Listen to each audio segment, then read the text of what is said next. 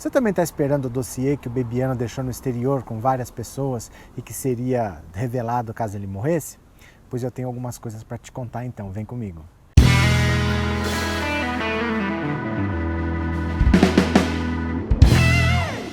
Olá meus amigos, tudo bem com vocês? Que bom que vocês voltaram. Se é a sua primeira vez, seja muito bem-vindo, muito bem-vinda. Meu nome é Roberto Cardoso. Aproveita então que é a sua primeira vez e já se inscreve no canal para fortalecer o nosso trabalho. E se você quiser colaborar, você pode se tornar membro por R$ 7,99. Aí é a seu critério. Combinados? Pois é, desde que o Bebiano morreu, tem essa história de que ele deixou documentos no exterior, que tinha deixado cartas, com provas sobre tudo que ele gostaria de que fosse divulgado depois que ele morresse. Né? Que ele estaria sofrendo ameaças e que isso deveria, e a vida dele poderia estar em risco. Não foi isso que disseram? Pois é, eu quero perguntar para vocês, cadê essas provas? Cadê essas cartas? E eu posso responder para você, não existem. Desde que ele morreu de infarto, que eu estou falando para as pessoas, gente, cuidado com essas teorias conspiratórias, cuidado com isso, porque isso serve só para distrair as pessoas.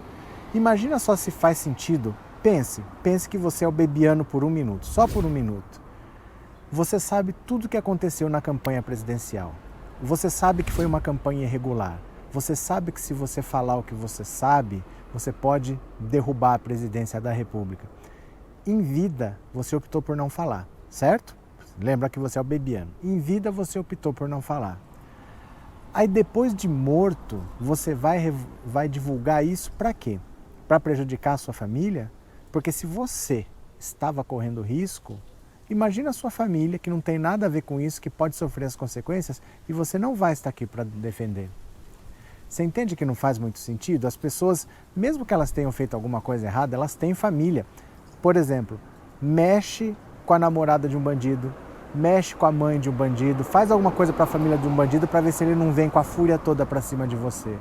O bandido protege a família dele. Então você achar que depois de morto ele vai deixar informações que abalam a estrutura do país e a família por aí e o cara não está aqui para defender, isso não vai acontecer, certo? E segundo, ele morreu de infarto, ele pode ter sido infartado. Tá, mas quem envenenou? Ele estava no sítio com o filho, né? Mas isso pode ter sido feito antes. Você percebe que você precisa de coisas demais para fazer a hipótese funcionar? Quando você tem uma hipótese, você quer saber se ela tem chance de ter sido verdade ou não, ela tem que encaixar na realidade. Se você precisa distorcer toda a realidade, você precisa quase criar uma outra realidade para a sua hipótese funcionar, alguma coisa está errada. Não faz sentido o bandido ético.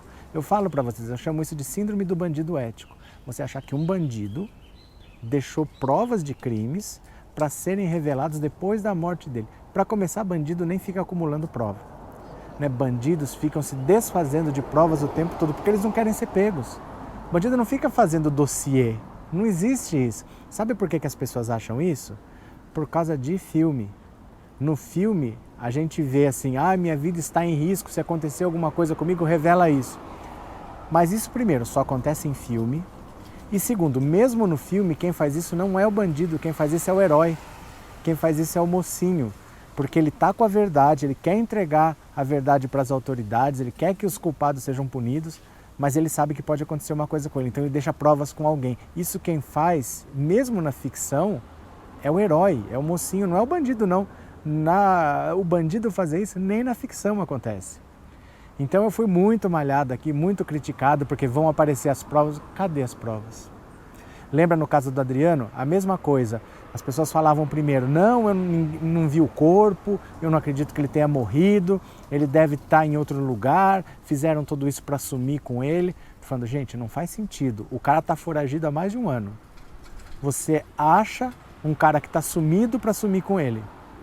Você percebe? Mas vão dar outra identidade, vão fazer cirurgia plástica. Cara, você vai pegar um bandido, levar para um spa para fazer uma cirurgia plástica e sumir com ele? Tomem cuidado com essas teorias. Sabe por quê? Bolsonaro disse nos Estados Unidos que a eleição que ele ganhou foi fraudada e que ele tinha provas e que ele iria revelar. Ele voltou, ninguém nem pergunta isso para ele.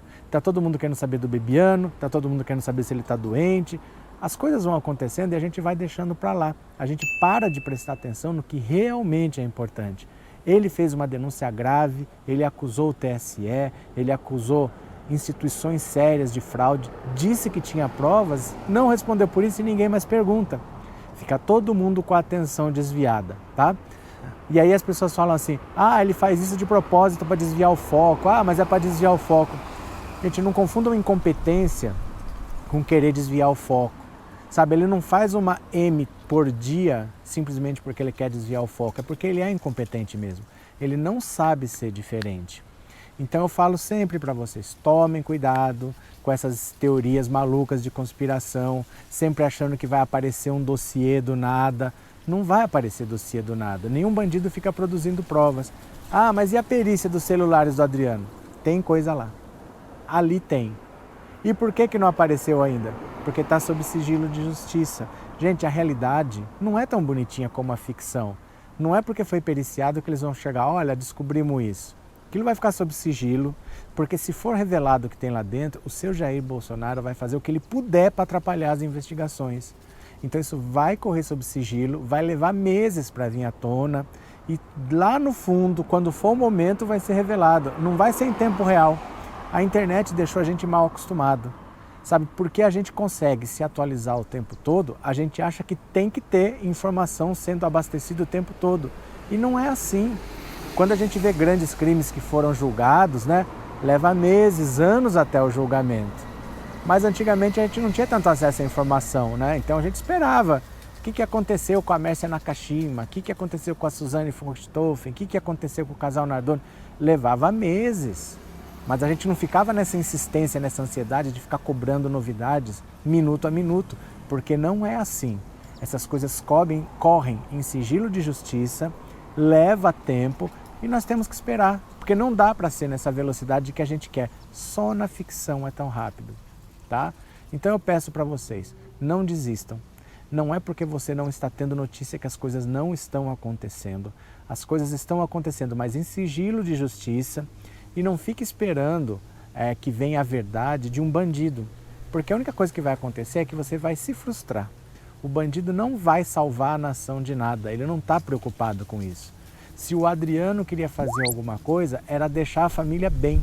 Se ele sabia que ele estava em risco, ele queria proteger a mãe, queria proteger os parentes dele, deixar os negócios dele sendo administrado por pessoas de confiança para não faltar nada para eles. Era isso a preocupação dele. Para isso ele tinha 13 celulares, para isso ele se desfazia dos celulares com frequência. Não é porque ele estava fazendo dossiê. Ele não estava fazendo dossiê, o Bebiano não está fazendo dossiê e o Queiroz não é a próxima vítima. Tá? O Queiroz não é a próxima vítima porque o Queiroz não abriu o bico até agora e nem vai abrir. O Queiroz, quando ele abrir a boca para falar alguma coisa, vai ser para defender a família. Ele é testemunha de defesa, ele não é testemunha de acusação. Ele não tem verdades que vai derrubar, ele não vai abrir o bico, ele nunca vai falar. Se ele falar, vai ser para proteger. Ele vai falar como ele já falou, que ele compra e vende carros, que ele ganhou muito dinheiro no mercado porque ele tem habilidade para isso. Ele não vai abrir o esquema, porque ele quer proteger a família. Ele sabe que ele está fazendo alguma coisa errada, é questão de tempo para ele rodar. Todo mundo que está no crime sabe isso, mas ele não quer que sobre para a família, porque a família não tem nada a ver. Então ele não vai deixar ninguém em situação complicada. Se ele tiver que puxar o BOzinho dele, puxar a caninha, ele vai puxar e vai ficar quietinho. Quem pode abrir a boca? Não esses grandões. Os 90 e tantos que tiveram o sigilo quebrado no caso do Flávio Bolsonaro. Lembra que invadiram lá a loja da Copenhagen dele, quebraram o sigilo de um monte de gente? Tinha gente ali que nem sabia que era funcionário fantasma. Usaram os documentos dele para fazerem a contratação irregular e ele ficar com todo o dinheiro. Esses falam, porque esses não são do crime, esses não estão com medo de que, mas eu tenho que ficar quieto, porque senão eles não querem ir presos, eles não são bandidos, eles não são desse mundo. Esses podem falar, mas não o Bebiano, não o Adriano, porque esses daí eles sabem que eles estão comprometidos e que o que eles têm que fazer é ficar quieto, é segurar fechado, não adianta chorar e não adianta ter medo, tá bom? Então tenham calma, tenham paciência, porque as investigações estão andando, os celulares estão sendo periciados, mas está tudo correndo sob sigilo de justiça e é bom que seja assim, porque se vier à tona alguma coisa, aquela pessoa que está lá na presidência da República vai atuar para atrapalhar e aí sim vai ter impunidade. Então temos que ter paciência, mas está andando. Tá bom, meus amigos? Era esse o recado. Um grande abraço para vocês e eu já fui!